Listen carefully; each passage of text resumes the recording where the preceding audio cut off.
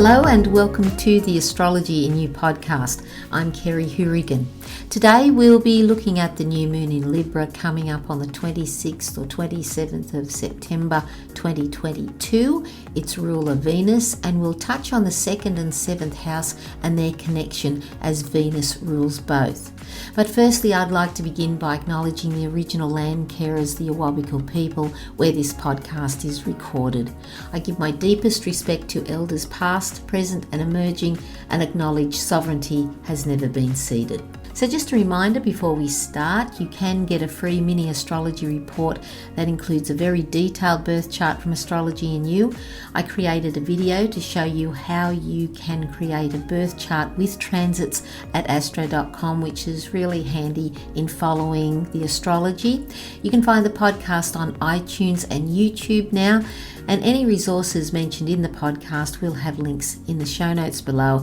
And if you receive the newsletter, you'll have access to the new moon in Libra through the houses.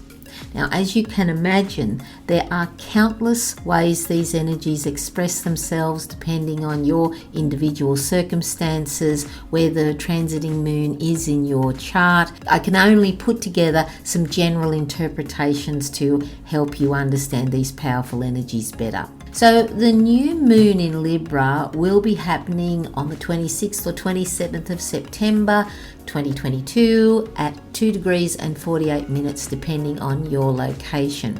To see where this specifically relates to you, look to the house or life area this will be transiting in your chart. Now, the new phase applies to any two planets or planets and points in the chart, and here we are applying this to the sun and the moon. The new phase is where we set an intention to begin a new cycle, and in this case it is with the archetype of Libra.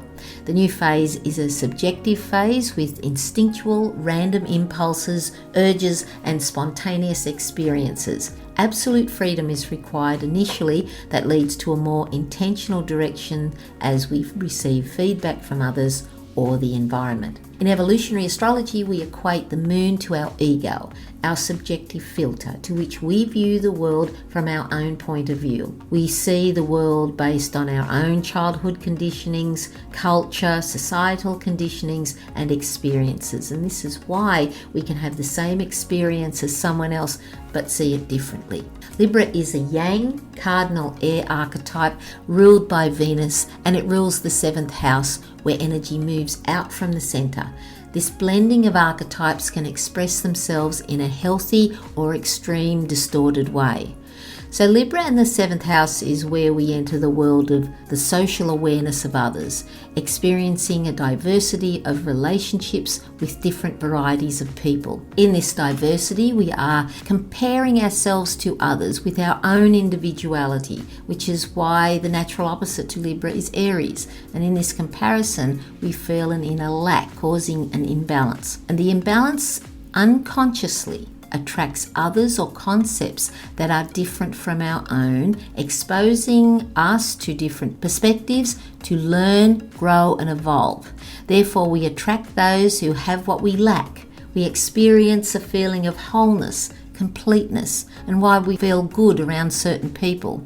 This empty feeling shows us what is missing that we are unaware of. Libra relates to all our relationships and our compatibility with others. We have all kinds of relationships: family, friends, work colleagues, business relationships, etc. We hear about soulmates, which is a term that truly is so overly used and incredibly misunderstood and misinterpreted in the dating romance arena. As Jeffrey Wolfgreen said, soulmates are extremely rare as most of our relationships are karmic, meaning lessons to be learned for evolutionary purposes stemming from unfinished business from prior lives, which makes total sense. Opposites attract, one provides what the other lacks, and then we have our supportive relationships. Relationships are a huge part of our lives. They serve as teachers and serve as mirrors, giving us the opportunity to look at ourselves. And this takes courage. But unless we learn the lesson, we are destined to repeat the same experiences. Different people, different circumstances, but the same issues and emotions. Libra can be the diplomat and peacemaker and can manage people very well.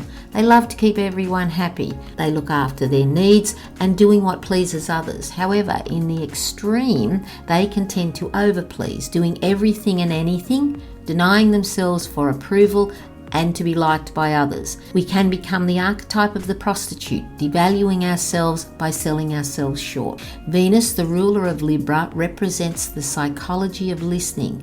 So you have to ask yourself, do you listen to what others are actually saying?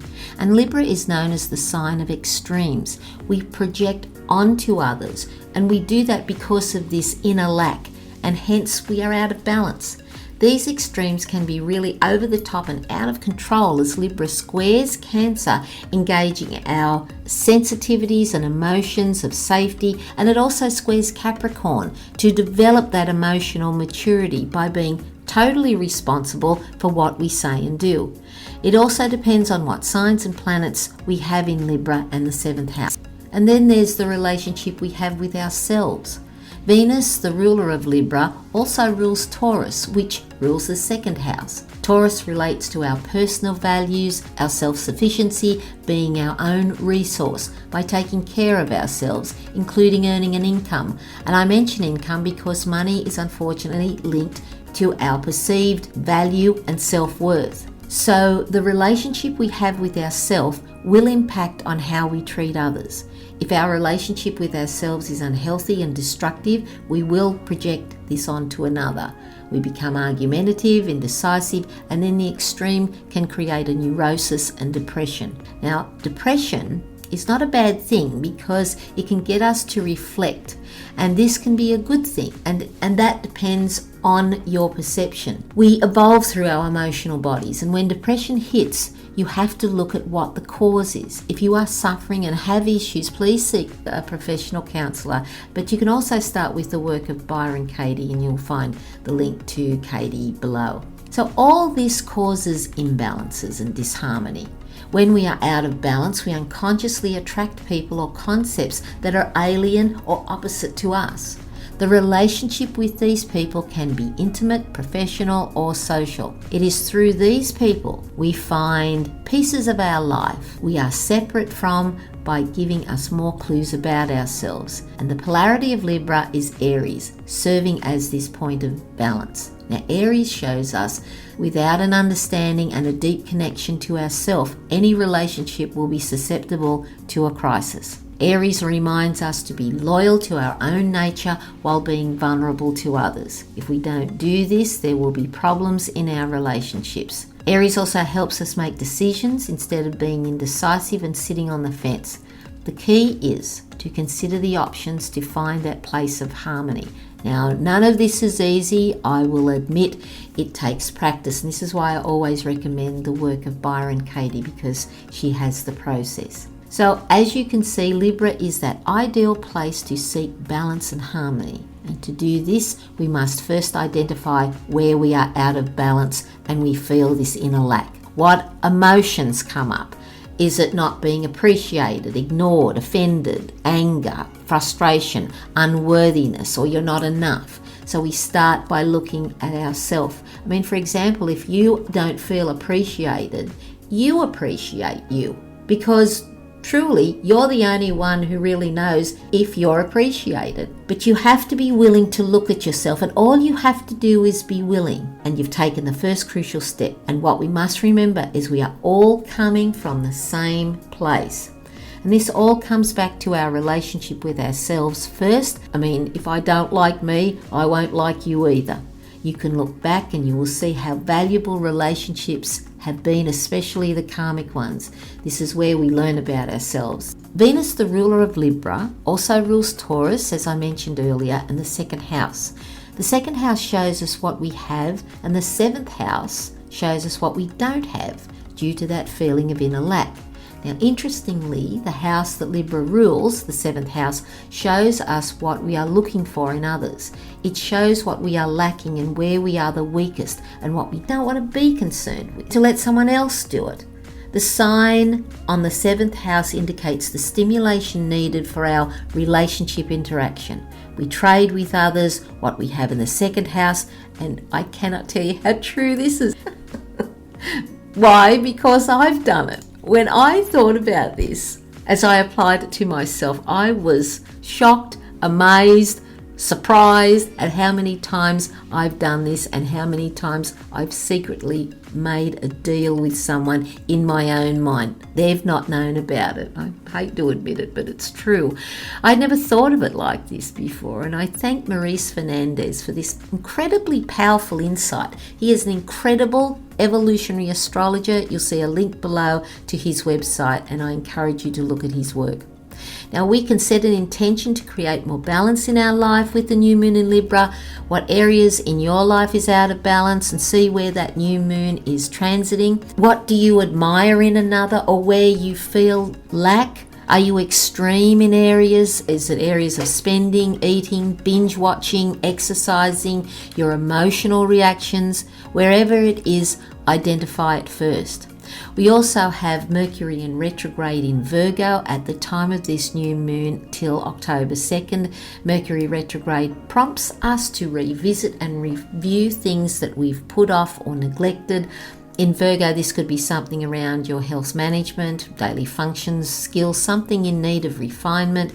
And with Mercury retrograde, it's worth noting that we experience issues with computers, we lose things. Sometimes the car plays up. I know the computer is, for me, very challenging at the moment. Even recording this podcast, I've had to stop and start and put things in, take things out. So that will be over by October the 2nd. Thank goodness. Venus, the ruler of Libra, is also in Virgo in conjunction with Mercury, only 7 degrees from that new moon in Libra. So Mercury rules the anatomy of hearing, but Venus, as I said before, rules the psychology of listening. So ensure you are clear in your communications to others, you understand what they're saying, and their communications to you is also clearly understood. There's also 9 heavenly bodies retrograding at the moment, including the lunar nodes and Chiron. So that's 6 planets all retrograding, and you'll find some general meanings in the show notes below. What can we do to nurture ourselves with the new moon in Libra? Well, the message of Libra is to identify imbalances to find balance and harmony.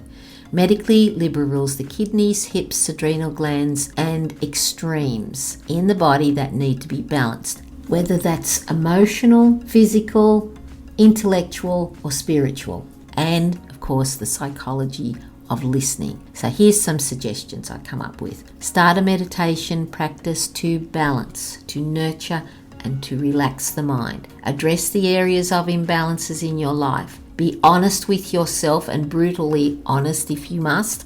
Take complete responsibility for all that you do or you don't do. This creates self-knowledge. Begin to reconnect with yourself. Discard what no longer serves you. Value and appreciate yourself more. Practice psychology of listening, including listening to yourself. There is a link to a financial literacy course, and Venus also is the planet of money. And I have a dear, sweet, wonderful friend, Susan Hart, who has created a financial literacy course. It even has astrology in it and the concept of money. So if you want to be the master of your money and not be the slave to it, my friend Sue will show you how. And just see the link below. Thank you so much for listening. Take good care of yourself. God bless, and I'll see you next time. Bye-bye.